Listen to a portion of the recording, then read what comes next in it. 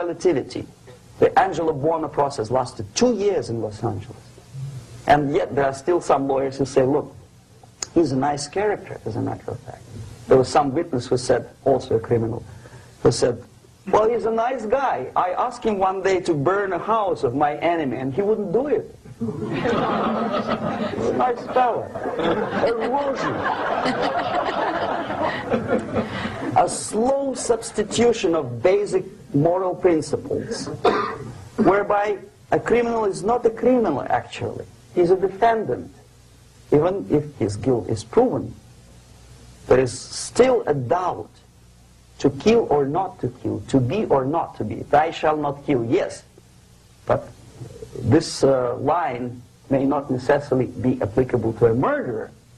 Thou shalt not murder. That should be the presumption, not that thou shalt not kill. Okay, labor relations. At this stage, within 15 to 20 years, we destroy the traditionally established links of bargaining between employer and employee. The classical Marxist-Leninist theory of natural exchange of goods. A person A has 5 sacks of grain and person B has 5 pairs of shoes.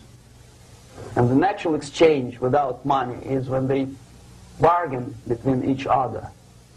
And only with the introduction of the third force, C, an entirely third foreign stranger who says, no, don't give him 5 sacks of grain, give it to me, and you give me your 5 pairs of shoes, and I will distribute it accordingly, so that the economy will go.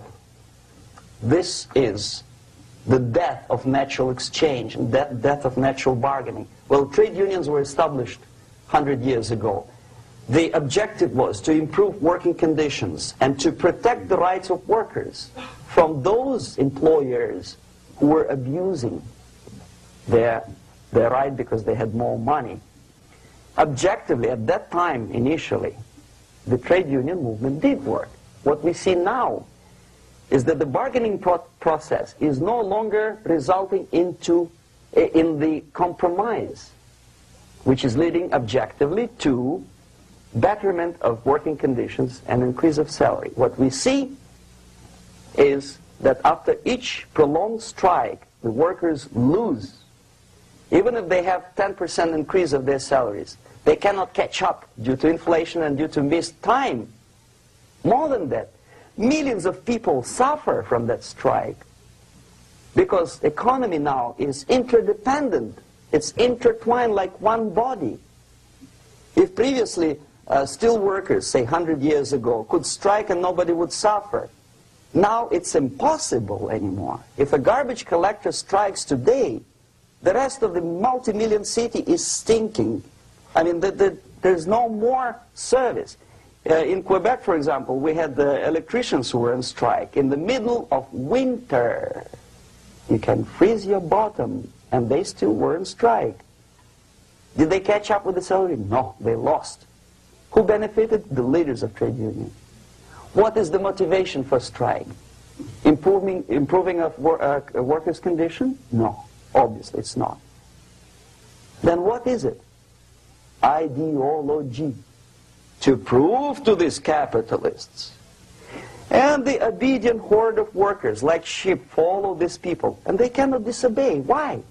Because if they do, you know what happens to them. Pickets, murders, shooting truck drivers by picketers. In Montreal, for example, I saw with my own eyes when I was correspondent of CBC, International, Canadian Broadcasting Corporation, when the workers of aircraft factory destroyed computers and the equipment in the factory.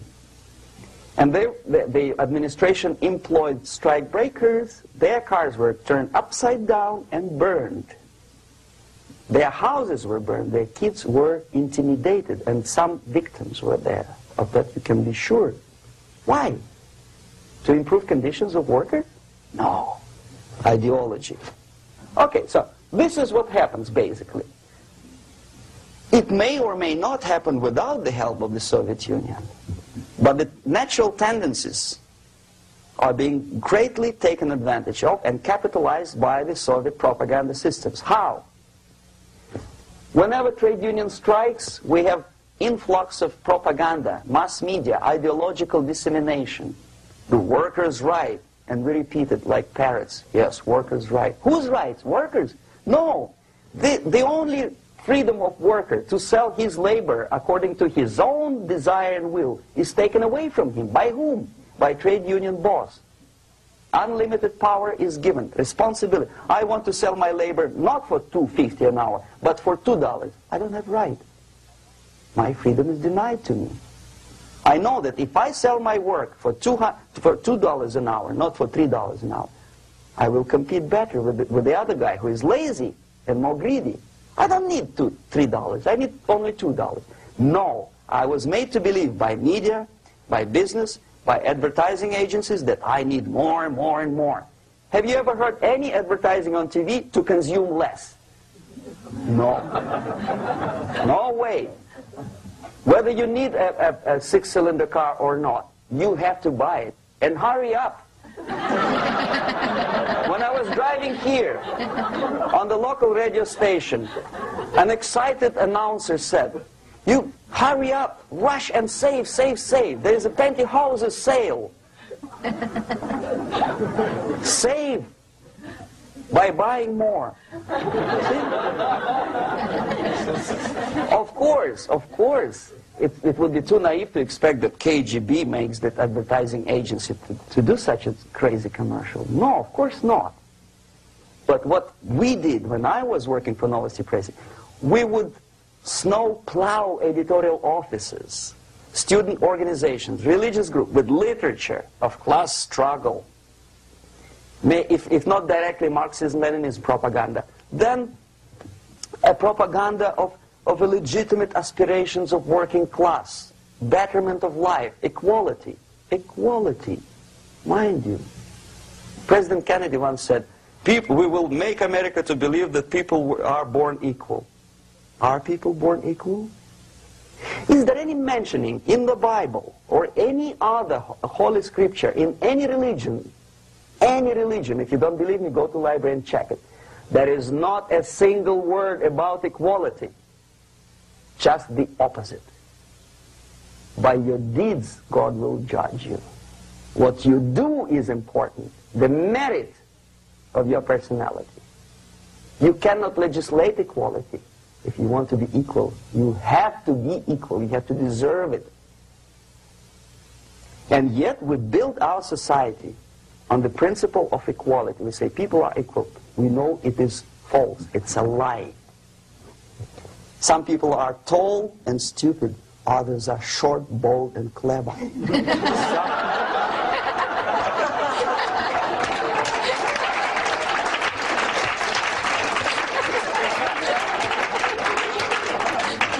If we